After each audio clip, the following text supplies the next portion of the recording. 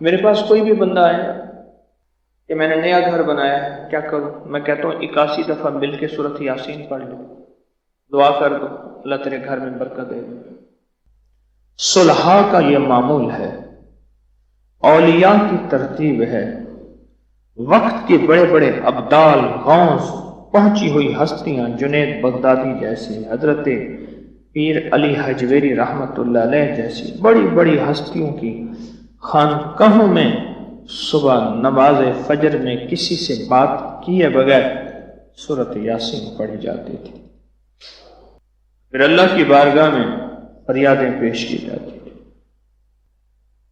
اب تو اتنا طاقتور عمل کر چکے ہیں، اور جس کے فضائل حدیث میں ہیں کہ جو صبح سورۃ یاسین پڑھے گا شام تک کے کاموں کی کفایت اللہ اپنے ذمے لے لیتا ہے۔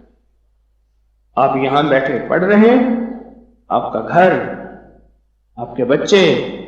بیوی، کام، کاروبار، ذمہ داریاں، سارا نظام میرے رب کریم نے اپنے ذمے لے لیا، اور وہ سچوں کا سچا ہے اور وہ وعدہ نبھانے والا ہے۔ اللہ کہتا ہے کہ صبح سے لے کر شام تک تیرے کاموں کی میں نے کفایت کر دی۔ جو شخص فجر کی نماز کے بعد سورۃ یاسین پڑھتا ہے، اس سورۃ یاسین کے ساتھ فیصلے ہیں۔ اب میں کچھ چیزیں بتاتا ہوں۔ جب بندہ پہلی دفعہ سورۃ یاسین کی صرف یاسین پڑھتا ہے نا، یاسین، یہ حروف مقطعات ہے، اور اس کا علم، اس کا مفہوم، اس کا معنی واللہ عالم بالصواب، اللہ اور اللہ ہی جانے، اور اس کا علم جانے۔ جب یہ یاسین پڑھتا ہے نا، یاسین، فرشتوں کی ایک طاقتور جماعت ہوتی ہے جو کہتی ہے مولا